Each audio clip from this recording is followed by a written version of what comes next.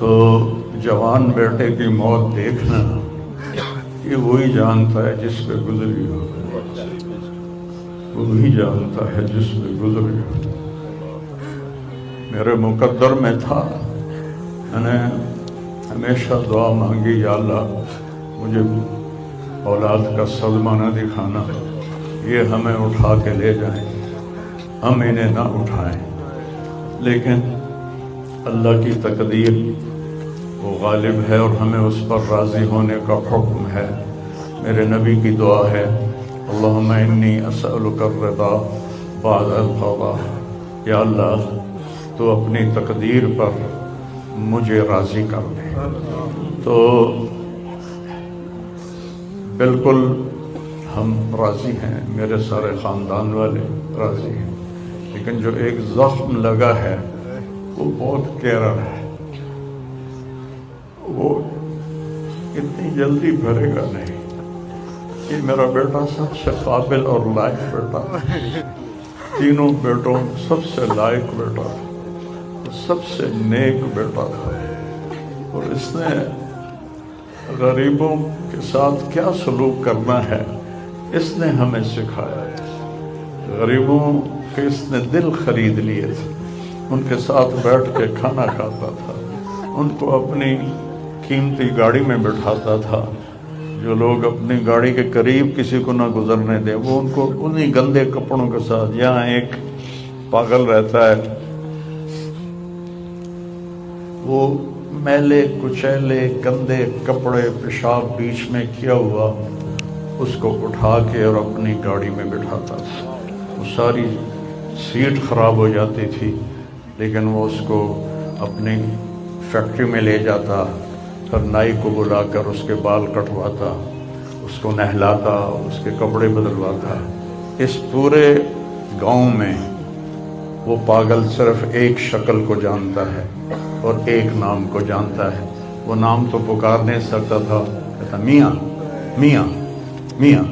ये सिर्फ एक इस आसिम जमील को वो जानता है, जो आज हमसे रुखसत हो गया और यहाँ हम बेबस हैं और अल्लाह की तकदीर पर हम राज़ी हैं। और सईद मन वअज़ बिग़ैरिही, मौत से अपनी मौत को याद करना चाहिए कि एक दिन मेरे ऊपर भी ये आएगा और मेरा भी सांस निकलेगा और ज़िंदगी का धागा टूटेगा।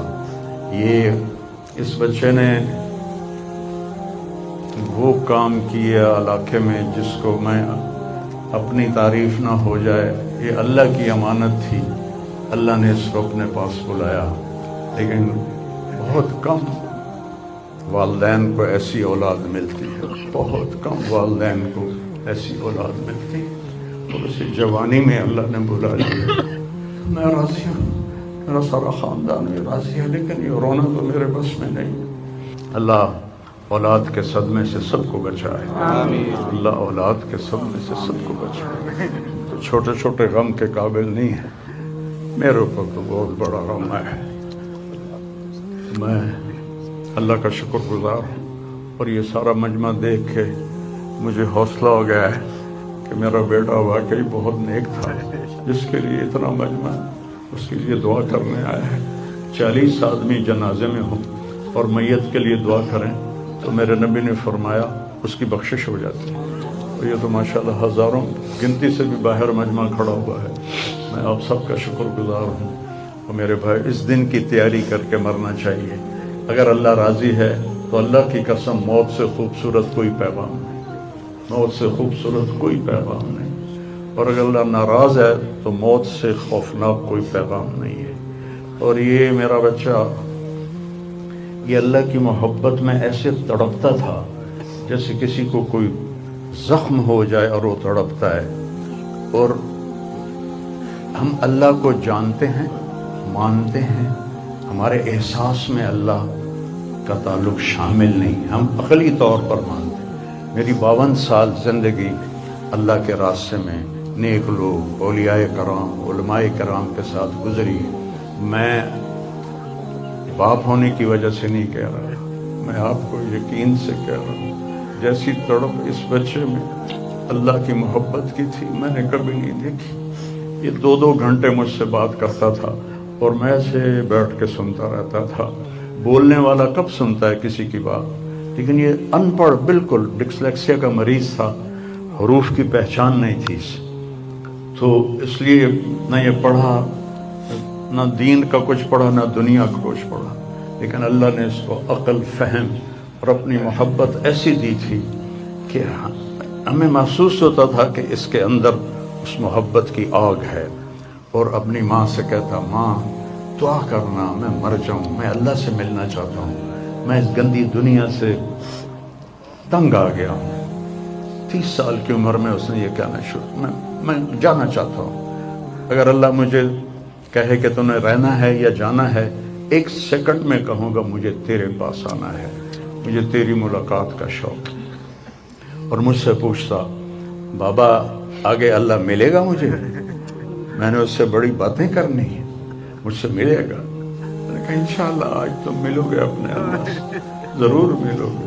تیری تڑپ, تیری تمنا رہتی تھی میں اللہ سے ملوں. میں نے اپنی زندگی میں صرف ایک آدمی دیکھا ہے, یہ بچہ جس کے احساسات میں اللہ کی محبت تھی. احساسات جیسے ہمارے درد ہمارے احساس میں جب شامل ہوتا ہے پھر ہم ہائے ہائے کرتے ہیں, اور جب تک شامل نہیں ہوتا تو ہم چلتے رہتے ہیں. اس بچے کو اللہ نے اپنی قدرت سے یہ تعلق اور محبت عطا فرمائی تھی. اور